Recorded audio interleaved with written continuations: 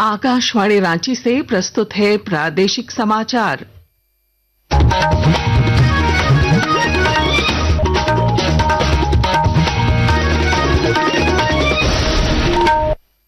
नमस्कार, प्रादेशिक समाचारों के साथ मैं पूनम केरकेट्टा। पहले मुख्य समाचार। प्रधानमंत्री मोदी ने 11 वर्षों की उपलब्धियों को बताया ऐतिहासिक। कहा, सबके प्रयास से हुआ समावेशी विकास। लोगों से नमो ऐप पर विकास यात्रा से जुड़ने का किया आह्वान। भगवान बिरसा मुंडा की 125वीं पुण्यतिथि पर आज झारखंड समेत पूरा देश कर रहा है उन्हें नमन। राज्यपाल संतोष कुमार गंगवार और मुख्यमंत्री हेमंत सोरेन ने रांची में बिरसा मुंडा की समाधि पर दी श्रद्धांजलि। शराब घोटाला उजागर करने वाले 2 IAS अफसरों कर्ण सत्यार्थी और फैज अक अहमद को ACB ने गवाही के लिए भेजा नोटिस। पूछताछ कर साक्ष्य जुटाएगी जांच एजेंसी। झारखंड विधानसभा की गैर सरकारी संकल्प समिति की बैठक धनबाद में आयोजित। विकास कार्यों की धीमी गति पर जताई नाराजगी। और मौसम विभाग ने रांची समेत कुछ जिलों में हल्की बारिश और वज्रपात की जताई संभावना। और अब समाचार विस्तार से। प्रधानमंत्री नरेंद्र मोदी ने कहा है कि 140 करोड़ भारतीयों के आशीर्वाद और सामूहिक भागीदारी से देश ने पिछले 11 वर्षों में विभिन्न क्षेत्रों में तेजी से बदलाव देखे हैं। श्री मोदी ने कहा कि इस दौरान आर्थिक विकास से लेकर सामाजिक उत्थान तक समावेशी और सर्वांगीण विकास पर ध्यान केंद्रित किया गया है। प्रधानमंत्री ने लोगों से भारत की विकास यात्रा को जानने के लिए नमो ऐप पर उपलब्ध वीडियो, इन्फोग्राफिक्स और आलेखों जैसी विधाओं के माध्यम से जुड़ने के लिए आमंत्रित किया। आज धरती आबा भगवान बिरसा मुंडा की 125वीं पुण्यतिथि है। भगवान बिरसा मुंडा ने शोषणकारी औपनिवेशिक व्यवस्था के खिलाफ आंदोलन का नेतृत्व किया और आदिवासी समुदायों के अधिकारों और सम्मान के लिए लड़ाई लड़ी।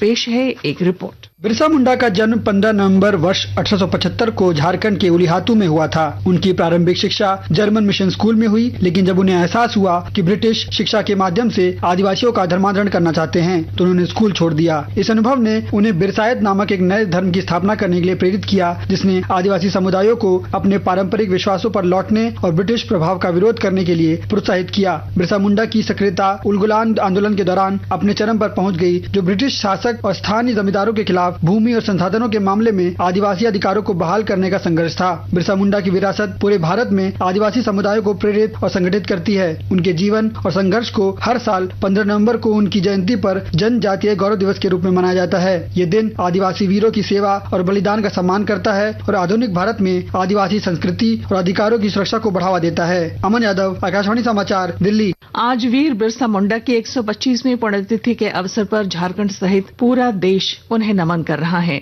राज्यपाल संतोष कुमार गंगवार, मुख्यमंत्री हेमंत सोरेन समेत राज्य के कई मंत्रियों और नेताओं ने रांची के बिरसा चौक स्थित भगवान बिरसा मुंडा की प्रतिमा पर श्रद्धांजलि अर्पित की।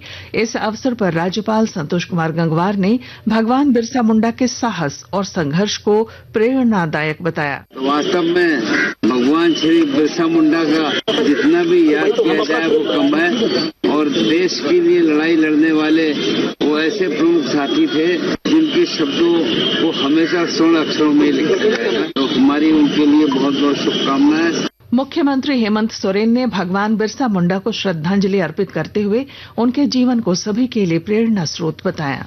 बिरसा मुंडा जी को श्रद्धांजलि अर्पित करने के लिए यहाँ एकत्रित हुए हैं।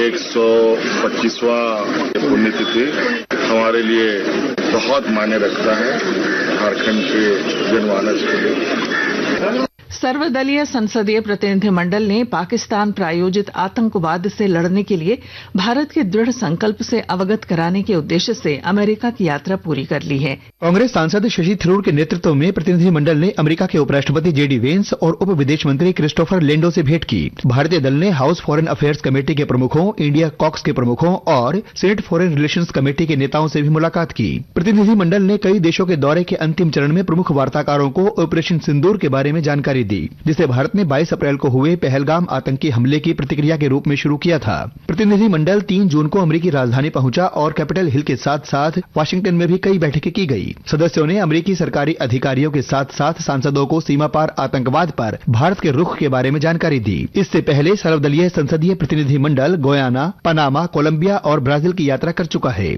इससे पहले भारतीय जनता पार्टी के सांसद रविशंकर प्रसाद के नेतृत्व में सर्वदलीय शिष्टमंडल जर्मनी की अपनी यात्रा सफलतापूर्वक पूरी करने के बाद कल दिल्ली पहुंचा। यात्रा से लौटने के बाद श्री रविशंकर ने कहा कि आतंकवाद के मुद्दे पर पूरा यूरोप भारत के साथ खड़ा है। हर जगह संसद के वरिष्ठ लोग, मंत्रीगण, थिंक टैंक, मीडिया और भारतीय कम्युनिटी से बातचीत हुई।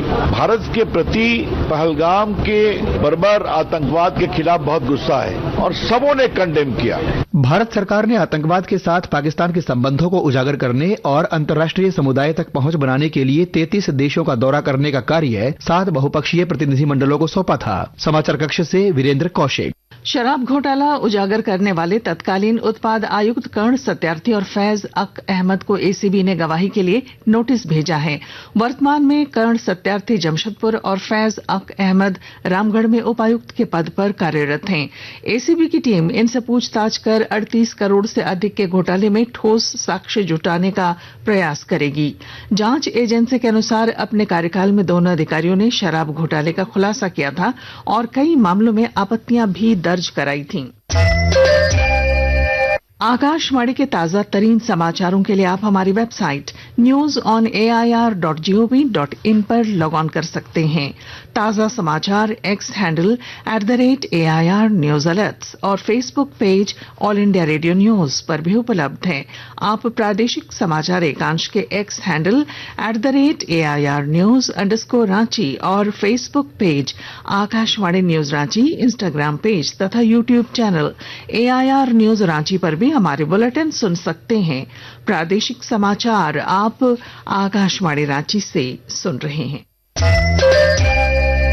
झारखंड विधानसभा की गैर सरकारी संकल्प समिति की बैठक धनबाद में विधायक राज सिन्हा की अध्यक्षता में हुई, जिसमें बाघमारा विधायक शत्रुघ्न महतो, धनबाद डीसी, एसएसपी सहित विभिन्न विभागों के अधिकारी मौजूद रहे।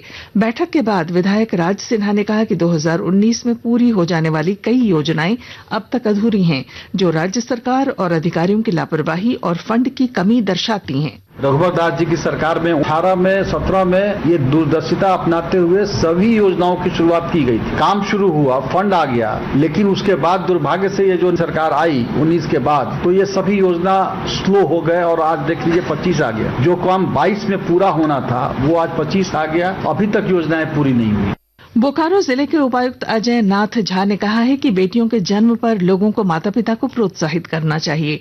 उन्होंने लोगों से बच्ची के घर फल, मिठाई और गुलदस्ता उपहार देने की सलाह दी। इस संबंध में ब्यौरा दे रहे हैं हमारे संवाददाता। बोकारो जिला के उपायुक्त अजय नाथ झा ने बेटियों के जन्म लेने पर लोगों से उनके घर फल, मिठाई व गुलदस्ता उपहार देने की सलाह दी है। जनता दरबार में उपायुक्त ने कहा कि बेटियां आज किसी से कम नहीं है। हर क्षेत्र में बेटियां अपनी लोहा मनवा रही हैं। हमें उन्हें प्रोत्साहित करना चाहिए। जनता दरबार में आई महिला और किशोरियों की उपायुक्त ने हौसला अफजाई की। कहा, महिलाओं को अपने आप को किसी से कमजोर नहीं समझना चाहिए। मनोज कुमार, आकाशवाणी समाचार, बोकारो। वैश्विक बाजारों में तेजी और रिजर्व बैंक द्वारा ब्याज दरों में कटौती के बाद घरेलू शेयर बाजार बढ़त के साथ खुले। मुंबई शेयर बाजार का संवेदी सूचकांक शुरुआती कारोबार में लगभग 480 अंक बढ़कर 82,669 पर पहुंचा, जबकि नेशनल स्टॉक एक्सचेंज का निफ्टी भी 157 अंक से अधिक बढ़कर 25,160 अंक पर रहा। सराफा बाजार में आज रांची में 22 कैरेट सोने का भाव 89,300 रुपए प्रति 10 ग्राम है, जबकि चांदी की कीमत 1,10,000 रुपए प्रति किलो है। मौसम विभाग ने दोपहर 3 बजे के बाद रांची, खूंटी, दुमका, पाकुड़ समेत कुछ जिलों में तेज गर्जन के साथ हल्की बारिश की संभावना जताई है। साथ ही धनबाद, देवघर, बोकारो, सिंहभूम, सरायकेला, सिमडेगा, पलामू, साहेबगंज और गोड्डा में हीट स्ट्रोक का खतरा बताया है। और अब अंत में मुख्य समाचार। प्रधानमंत्री मोदी ने 11 वर्षों की उपलब्धियों को बताया ऐतिहासिक। कहा, सबके प्रयास से हुआ समावेशी विकास।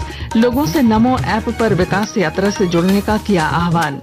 भगवान बिरसा मुंडा की 125वीं पुण्यतिथि पर आज झारखंड समेत पूरा देश कर रहा है उन्हें नमन। राज्यपाल संतोष कुमार गंगवार और मुख्यमंत्री हेमंत सोरेन ने रांची में बिरसा मुंडा की समाधि पर दी श्रद्धांजलि। शराब घोटाला उजागर करने वाले 2 IAS अफसरों कर्ण सत्यार्थी और फैज अक अहमद को एसीबी ने गवाही के लिए भेजा नोटिस। पूछताछ कर साक्ष्य जुटाएगी जांच एजेंसी। झारखंड विधानसभा की गैर सरकारी संकल्प समिति की बैठक धनबाद में आयोजित, विकास कार्यों की धीमी गति पर जताई नाराजगी। और मौसम विभाग ने रांची समेत कुछ जिलों में हल्की बारिश और वज्रपात की जताई संभावना। और इसके साथ ही आकाशवाणी रांची से प्रादेशिक समाचार का ये बुलेटिन समाप्त हुआ। अगला प्रादेशिक समाचार बुलेटिन दोपहर 2:55 पर प्रसारित किया जाएगा। नमस्कार। उनका काम ही